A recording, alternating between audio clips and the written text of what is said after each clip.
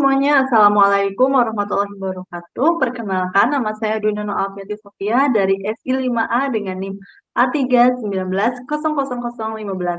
Nah, pada kesempatan kali ini, saya akan mempresentasikan hasil jawaban dari ujian akhir semester mata kuliah Hukum Bisnis TI.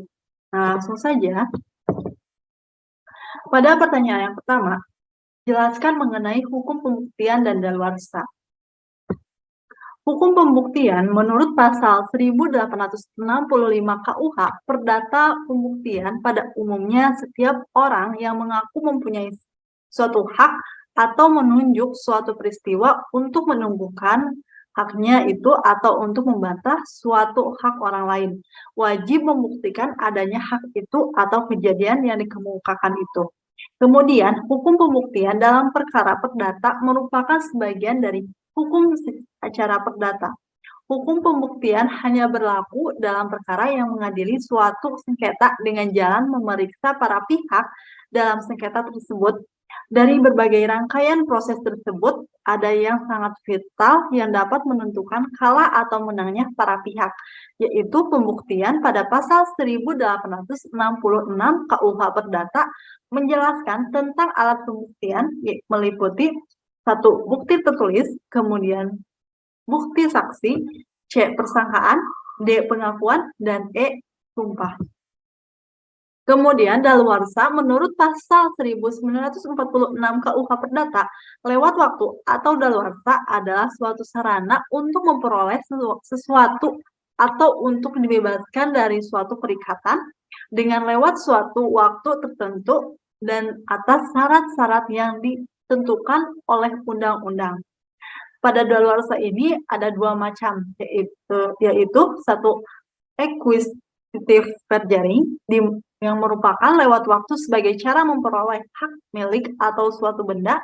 Kemudian ada extensive perjuring, di mana seseorang dapat dibebaskan dari suatu penagihan atau tuntutan hukum oleh undang-undang ditetapkan bahwa dengan lewatnya waktu 30 tahun, setiap orang dibebaskan dari semua penagihan atau tuntutan hukum. Kemudian pertanyaan yang nomor 2, yaitu jelaskan mengenai e-commerce dan hubungannya dengan hukum bisnis.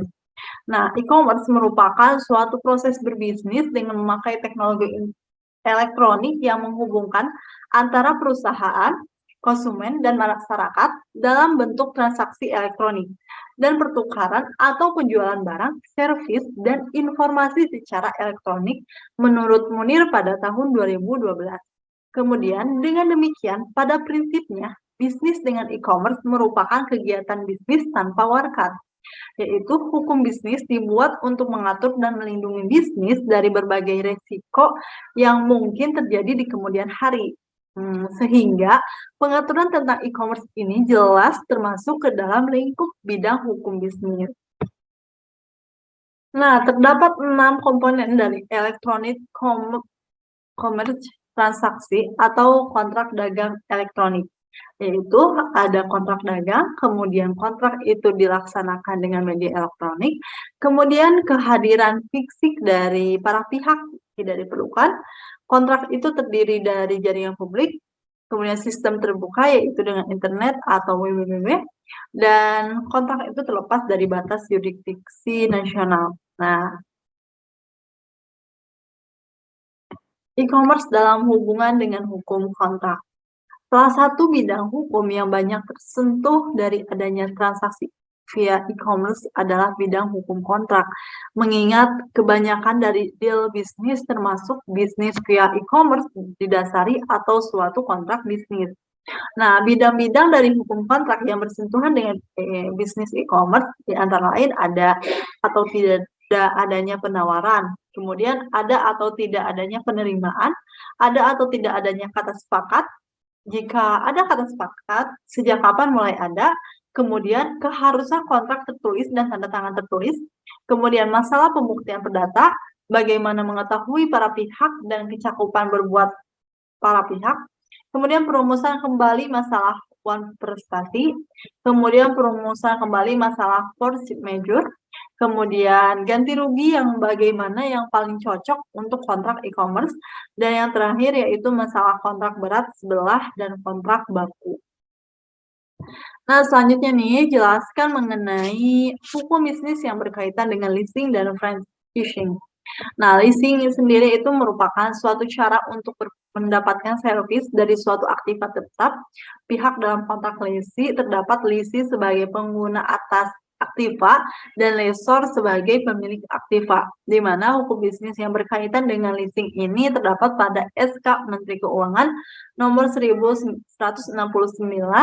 KMK.01/1991 tanggal 27 November 1991 yang berisi kegiatan pembiayaan dalam bentuk penyediaan barang modal baik secara sewa guna, usaha dengan hak opsi finance lease maupun sewa guna, usaha tanpa hak opsi operating lease untuk digunakan oleh lessee selama jangka waktu tertentu berdasarkan pembayaran secara berkala.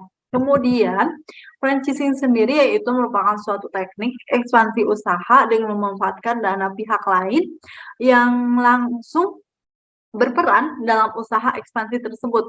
Nah, teknik tersebut dengan menjual franchise.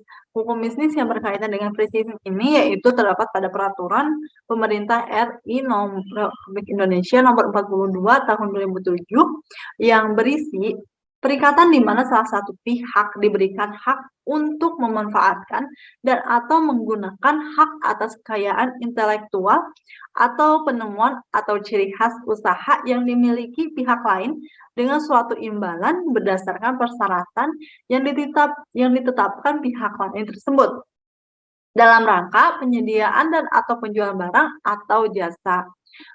Kemudian hukum bisnis yang berkaitan berikutnya yaitu Peraturan Menteri Perindustrian dan Perdagangan Republik Indonesia nomor 31/MD/AG/PE/8/2008 tentang penyelenggaraan waralaba.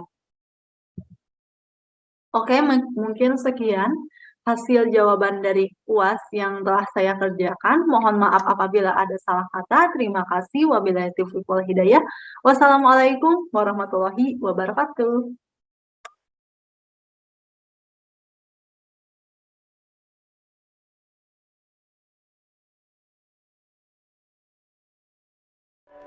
Thinking of you.